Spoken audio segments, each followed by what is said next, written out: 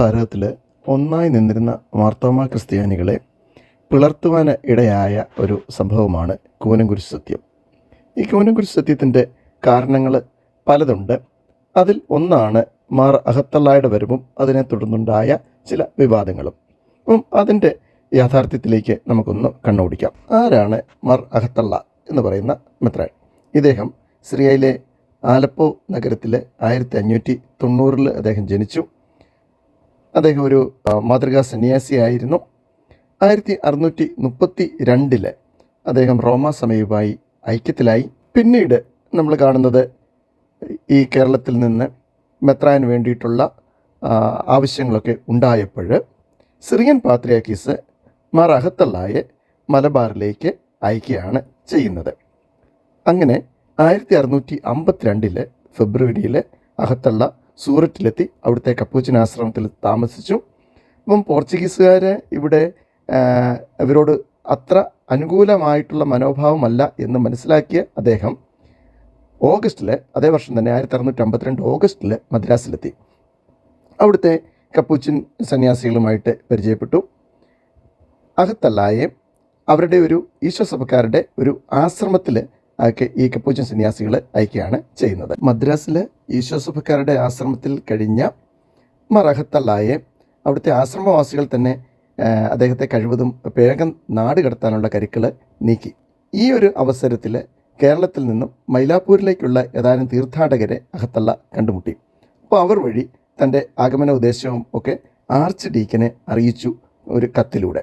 അഹത്തള്ള arch deacon തോമായ്ക്ക് അയച്ചു കൊടുത്ത കത്തിൻ്റെ ഒരു പരിഭാഷ ഇപ്രകാരം ആണ് പറയുന്നത്: ഇന്ത്യയുടെയും ചൈനയുടെയും പാത്രിയാർക്കീസ് ഇഗ്നേഷ്യസ് ആയ ഞാൻ നിങ്ങളുടെ ദിക്കിൽ നിന്നും ഇവിടെ വന്നിട്ടുള്ള വൈദികർ മുഖേന ഒരെഴുത്ത് അയക്കുന്നു. അപ്പോൾ ഇതിൻ്റെ അകത്ത് ശ്രദ്ധിക്കുക, ഇന്ത്യയുടെയും ചൈനയുടെയും പാത്രിയാർക്കീസ് എന്നാണ് ഇവിടെ ഉപയോഗിച്ചിരിക്കുന്നത്. ഈ കത്ത് സൂക്ഷ്മതയോടെ വായിച്ച ശേഷം 2 വൈദികരെയും 40 വിശ്വാസികളെയും എൻ്റെ പക്കലേക്ക് അയക്കണം. എൻ്റെ വരവിന് തടസ്സം നേരിടാതിരിക്കാൻ തക്കവണ്ണം കഴിയുന്ന വേഗത്തിലും വേണ്ട ജാഗ്രതയോടും കൂടി നിങ്ങൾ അവരെ അയക്കണം എന്ന് തുടങ്ങുന്നതാണ് ഈ കത്ത്. ഇത് കൂടാതെ മറ്റൊരു കത്ത് കൂടി അദ്ദേഹം കേരളീയർക്ക് എഴുതിയതായിട്ട് പറയുന്നുണ്ട്. അത് ഇങ്ങനെയാണ്: പാത്രിയാർക്കീസായ അഹത്തള്ളായെ 10-ാം ഇന്നസെൻ്റ് പാപ്പ മാർത്തോമ ക്രിസ്ത്യാനികൾക്ക് ആശ്വാസമേകേണ്ടതിന് അയച്ചതാണ് എന്ന് ആണ് അതിൻ്റെ അകത്ത് പ്രതിപാദിക്കുന്നത്. അഹത്തള്ളായെ പോർച്ചുഗലിലേക്ക് അയക്കാൻ പോർച്ചുഗീസുകാർ തീരുമാനിച്ചു. അങ്ങനെ അഹത്തള്ളായെ പറ്റിയുള്ള വിവരങ്ങൾ മൈലാപ്പൂരിലെ ഈശോസഭക്കാരുടെ ആശ്രമശ്രേഷ്ഠൻ മാർസൽ രഹസ്യമായിട്ട് പോർച്ചുഗീസ് വൈസ്രോയിയെ അറിയിക്കുകയും പിന്നീട് അതിനനുസരിച്ചുള്ള ക്രമീകരണങ്ങൾ നടത്തി അദ്ദേഹത്തെ പോർച്ചുഗലിലേക്ക് അയക്കാൻ കപ്പൽ കയറ്റുകയും ചെയ്തു. അപ്പോൾ ഈ കപ്പൽ കൊച്ചി വഴിയാണ് കപ്പൽ വരുന്നത്. ഇതറിഞ്ഞ ആർച്ച് ഡീക്കനും ജനങ്ങളും കൊച്ചിയിലെ രാഷ്ട്രീയ അധികാരികളെയും സഭാ അധികാരികളെയും സമീപിച്ച് അഹത്തള്ളായെ കാണണമെന്നുള്ള തങ്ങളുടെ ആഗ്രഹം അറിയിച്ചു. എന്നാൽ ഗാർസിയ മെത്രാപ്പൊലീത്ത മാർ അഹത്തള്ളായെ കാണാനുള്ള അവസരം മാർത്തോമാ ക്രിസ്ത്യാനികൾക്ക് നൽകരുത് എന്ന് തീരുമാനിക്കുകയും പോർച്ചുഗീസ് കപ്പിത്താനെ അറിയിക്കുകയും ചെയ്തു. മാർ അഹത്തള്ളായെ മാർപ്പാപ്പ അയച്ചതാണെങ്കിലും കേരളത്തിൽ കാലുകുത്താൻ അനുവദിക്കുകയില്ല. അതിന് കാരണം പറയുന്നത് പോർച്ചുഗീസ് രാജാവിൻ്റെ അനുവാദം കേരളത്തിൽ വരുന്ന ഏത് മെത്രാനും വേണം. അത് കിട്ടിയില്ലെങ്കിൽ അവരെ കേരളത്തിലേക്ക് കയറ്റുകയില്ല എന്നതായിരുന്നു ഗാർസിയ മെത്രാപ്പൊലീത്ത എടുത്തിരുന്ന തീരുമാനം. നിരാശരായ ആർച്ച് ഡീക്കനും 600-ൽ പരം ക്രിസ്ത്യാനികളും കപ്പൽ തുറമുഖത്തടുത്താൽ അഹത്തള്ളായെ രക്ഷപ്പെടുത്താൻ ഒരുങ്ങി മട്ടാഞ്ചേരിയിൽ കാത്തിരുന്നു. കൊച്ചി തുറമുഖത്ത് കപ്പൽ അടുത്താൽ 1.5 ലക്ഷം പണം കൊച്ചി റാണിക്ക് കൊടുക്കാമെന്ന് ആർച്ച് ഡീക്കൻ വാഗ്ദാനം ചെയ്തു. കൊച്ചിയിലെ പോർച്ചുഗീസ് ക്യാപ്റ്റൻ സിൽവേരെ മെനേസിസ് ഗാർസിയ ഒരു ഔദ്യോഗിക കത്തെഴുതി യാതൊരു കാരണവശാലും ആർച്ച് ഡീക്കൻ്റെയോ മാർത്തോമ ക്രിസ്ത്യാനികളുടെയോ അഭ്യർത്ഥന സ്വീകരിക്കരുതെന്നും അഹത്തള്ളായെ നേരെ ഗോവയിലേക്ക് അയക്കുകയാണ് വേണ്ടതെന്നും വളരെ കൃത്യമായിട്ടുള്ള നിർദ്ദേശം അദ്ദേഹം നൽകി. തന്മൂലം കപ്പൽ തുറമുഖത്തെടുക്കാൻ ക്യാപ്റ്റൻ അനുവദിച്ചില്ല. അഹത്തള്ള രക്ഷപ്പെട്ടാൽ കപ്പലിൻ്റെ ക്യാപ്റ്റനും ശിക്ഷാർഹനായിരിക്കുമെന്ന് ഈ അറിയിപ്പുണ്ടായതിനാൽ കപ്പൽ 2 ദിവസം പുറംകടലിൽ കിടന്ന ശേഷം നേരെ ഗോവയിലേക്ക് പോയി. അങ്ങനെ ഇരിക്കെ കൊച്ചി കടൽ തീരത്ത് പോർച്ചുഗീസുകാർ അഹത്തള്ളായെ മുക്കിക്കൊന്നു എന്നൊരു കിംവദന്തിയും പരന്നു. ആർച്ച് ബിഷപ്പ് ഗാർസിയയിൽ നിന്ന് ലഭിച്ച ധിക്കാരപരവും സംസ്കാരശൂന്യവും അവഹേളനപരവുമായ മറുപടി മാർത്തോമ ക്രിസ്ത്യാനികളുടെ ധർമ്മരോഷം ആളിക്കത്തിച്ചു. മാർത്തോമ ക്രിസ്ത്യാനികൾ മട്ടാഞ്ചേരി പള്ളിയിൽ സമ്മേളിച്ചു. റോമാ മാർപ്പാപ്പയുടെ കൽപ്പന പ്രകാരം തങ്ങളെ കാണാൻ വന്ന പാത്രിയാർക്കീസിനെ കാണാൻ പോലും തങ്ങളെ അനുവദിക്കാതിരുന്ന മെത്രാപ്പൊലീത്തയെയും അദ്ദേഹത്തിൻ്റെ സന്യാസ സമൂഹത്തിൽപ്പെട്ട വൈദികരെയും പുറന്തള്ളി തോമാ ആർച്ച് ഡീക്കനെ മലബാർ സഭയുടെ ഗവർണറായി പ്രഖ്യാപിക്കണമെന്ന് ഒരു കൂട്ടർ അഭിപ്രായപ്പെട്ടു. എന്നാൽ അസംതൃപ്തരായ ജനങ്ങളെ ആശ്വസിപ്പിക്കാനായിട്ട് ഗാർസിയയെ മട്ടാഞ്ചേരിയിലേക്ക് ക്ഷണിക്കണമെന്ന് മറ്റൊരു കൂട്ടരും ആവശ്യപ്പെട്ടു. പക്ഷെ മെത്രാപ്പൊലീത്ത വന്നില്ല.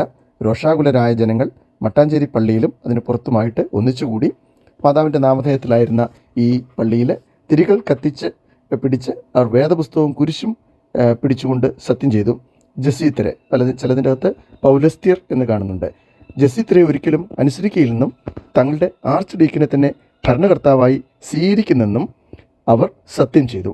ഇതാണ് കൂനൻ കുരിശ് സത്യം എന്ന പേരിൽ അറിയപ്പെടുന്നത്. എന്നാൽ കുരിശിൽ ആലാത്ത് കെട്ടി അതിൽ ആളുകൾ പിടിച്ചുകൊണ്ടാണ് സത്യം ചെയ്തതെന്ന വാർത്തയാണ് കേരളത്തിൽ പ്രചരിച്ചിരുന്നത്. അങ്ങനെയാണ് കൂനൻ കുരിശ് എന്നുള്ള പേരും ഉണ്ടാകുവാനായിട്ട് ഇടയായത്.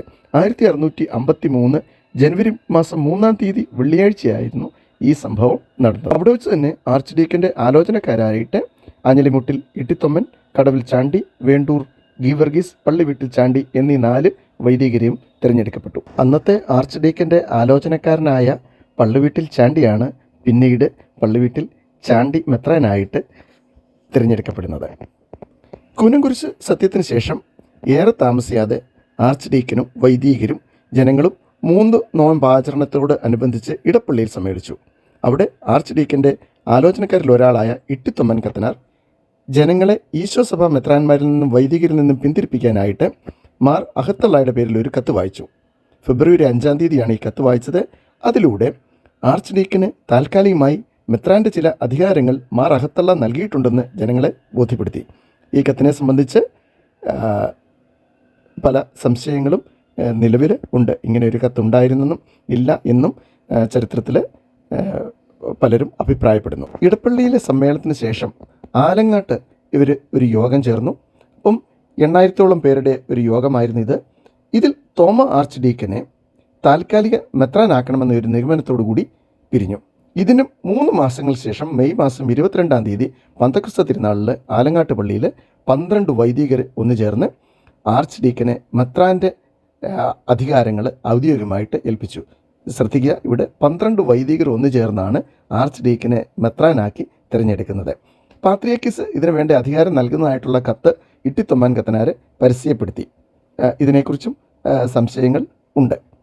അപ്പം ഇട്ടിത്തൊമ്മൻ കത്തനാരുടെ കൈവശം ലഭിച്ചെന്ന് പറയപ്പെടുന്ന കത്തനുസരിച്ചിട്ട് വൈവാഹിക കാര്യങ്ങളിലും മറ്റ് സഭാശിക്ഷകളിലും നിന്ന് മോചനവും അനുവാദവും നൽകാനുള്ള അധികാരം ആർച്ച് ഡീക്കന് ഇതിനകം ലഭിക്കുന്നുണ്ട് എന്നാണ് പറയുന്നത്.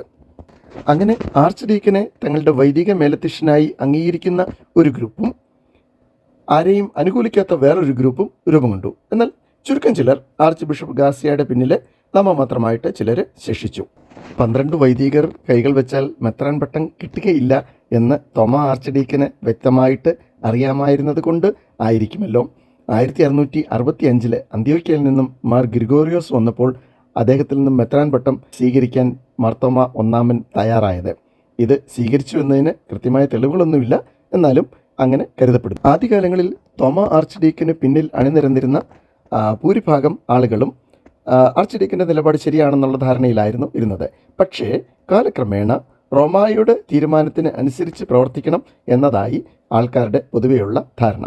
ഇങ്ങനെയൊരു നിലപാട് സ്വീകരിച്ചതിൽ നിന്ന് വ്യക്തമാകുന്നത് ഭാരതത്തിലെ മാർത്തോമ നസ്രാണികൾ മാർപ്പാപ്പയോടോ റോമാസഭയോടോ എതിരെ ഉണ്ടായിരുന്നവരായിരുന്നില്ല. മറിച്ച് അവർ പോർച്ചുഗീസുകാരുടെ കൊളോണിയൽ ആധിപത്യത്തിൻ്റെ ഏജൻ്റായിട്ട് വർത്തിച്ച ഈശോ സഭാ സന്യാസികൾക്കെതിരെയും അവരുടെ മെത്രാനെതിരെയുമായിരുന്നു നിലപാട് സ്വീകരിച്ചത് എന്നാണ്.